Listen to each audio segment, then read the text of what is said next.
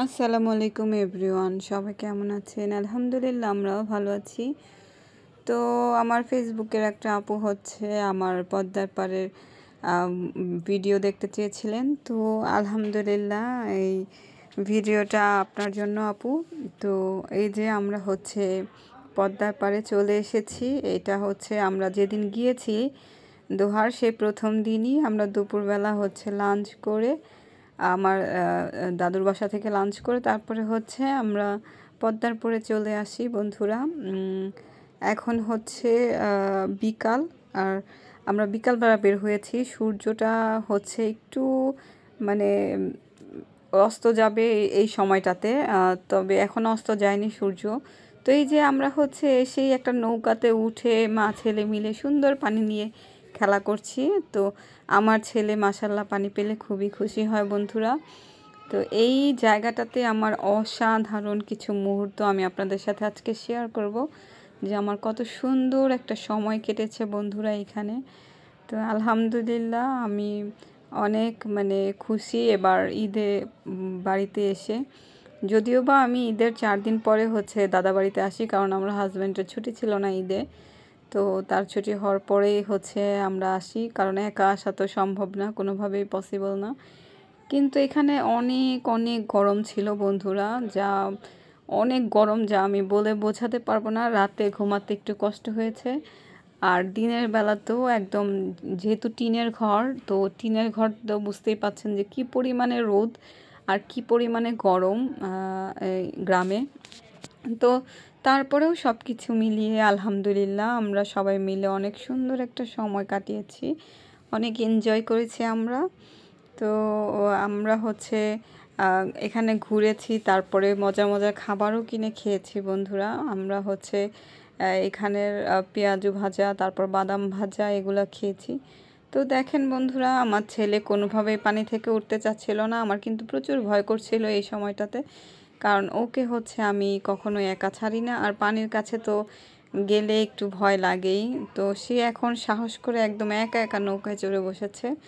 আর আমার ছেলেকে যখন আমি নিয়ে কোথাও ঘুরতে বের হই, তো ওকে সুন্দর সুন্দর মুহূর্তগুলো আমি হচ্ছে এনজয় করতে দিই বন্ধুরা। কারণ বাচ্চারা হচ্ছে ঢাকা শহরে রুমের ভিতরে বন্দি থাকে, তো ওরা খেলাধুলা বা কোনো রকমের ঘোরাঘুরি বা কোনো কিছুই করার সময় পায় না।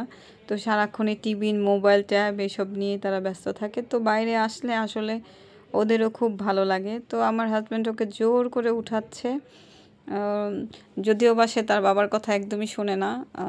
আমি বললে সে একটু শোনে, কিন্তু তার বাবার কথা সে একদমই শোনে না বন্ধুরা। সব বাচ্চারাই আমার মনে হয় বাবাদের কথা শোনে না, মায়েদেরকে একটু তারা ভয় পায়। তো তারপরে আমরা এখন নদী থেকে চলে গেলাম বালুতে সোজা। এখানে একটা উঁচু জায়গা ছিল বন্ধুরা, বালুর।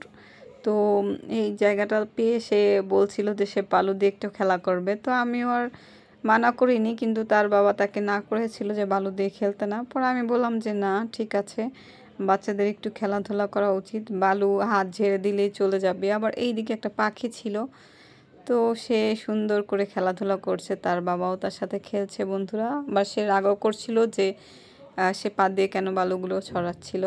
আর আমি হচ্ছে এদিকে তার ভিডিও নিচ্ছিলাম।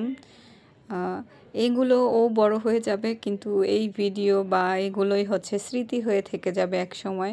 ও যখন বড় হবে তখন দেখবে যে ও আসলে কী রকমের দুষ্টুমি করেছিল। তো এগুলো আসলে আমাদের স্মৃতি হিসাবে রয়ে যাবে স্মৃতির পাতায়। তো এই যে দেখতে পাচ্ছেন, এই জায়গাটা থেকে পদ্মার পাড়টাকে অসাধারণ সুন্দর লাগছে, খুবই ভালো লাগছে বন্ধুরা। ওই চারিদিকে হচ্ছে নৌকা বাঁধা, এখানেও একটা নৌকা, খুব সুন্দর লাগছে। আর সে তো মনোযোগ দিয়ে খেলা করছে, সে বালু থেকে উঠবেই না। তাকে অনেক বলা হচ্ছে যে ওঠো, আমরা এখন বাসায় যাব, কারণ সন্ধ্যা হয়ে গেছে, এখনই আজান দিয়ে দিবে। কিন্তু সে আমার কোনো কথাই শুনছিল না। সে বলছিল যে আমি আরেকটু থাকি, আরেকটু খেলা করি এখানে। সে খুব মজা পাচ্ছিল, সেই জন্য আমিও দাঁড়িয়ে দাঁড়িয়ে তার ভিডিও করছিলাম। তার খেলার মুহূর্তটাকে আমি হচ্ছে একটু ক্যামেরাবন্দি করে রাখলাম বন্ধুরা। আমার কাছেও খুব ভালো লাগছিল এই মুহূর্তটা। আমিও আমার ছেলের সাথে এভাবে সুন্দর একটা সময় কাটিয়েছি আলহামদুলিল্লাহ। তো এই ছোট্ট জায়গাটা দিয়ে অটো, মোটরসাইকেল সব কিছুই চলাচল করে বন্ধুরা। তবে আমাদের হাঁটাহাঁটিতে অনেক প্রবলেম হয়ে যায় যখন একটুখানি এখানে রাস্তা, তো কোনো রকম চলাফেরা করা যায়। তো সেখান দিয়ে যদি অটো আর মোটরসাইকেল আসে তো আমাদের অনেক ঝামেলায় পড়তে হয় হাঁটাহাঁটির সময় বন্ধুরা। তো এই যে আমি আমার হচ্ছে পুরো লুকটা আপনারা দেখতে পেলেন। তো সে বলছিল যে আমি যাব না, তোমরা আমাকে রেখে চলে যাও। তো এটা তো হয় না বন্ধুরা, ওর জন্য আমাদের আরেকটু সময় এখানে থাকতে হয়েছে। তো ওকে ছাড়া তো আর আমরা যেতে পারবো না, তো ওকে নিয়ে আমাদের বাসায় ফিরতে হবে। তো এই যে আস্তে আস্তে কিন্তু অন্ধকার হয়ে যাচ্ছে চারিদিক, কারণ সূর্য ডোবার সময় হয়ে গিয়েছে বন্ধুরা।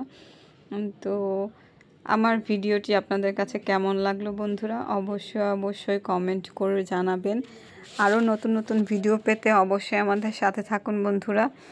তো আজকে এই পর্যন্তই, আবার দেখা হবে অন্য কোনো ভিডিও বা অন্য কোনো ব্লগে। আমার ভিডিওটি আপনাদের কাছে কেমন লেগেছে আপনারা অবশ্যই আমাকে কমেন্ট করে বন্ধুরা জানাবেন। তো আজকে এই পর্যন্তই, আল্লাহ হাফেজ সবাইকে, আবার দেখা হবে নতুন ভিডিও।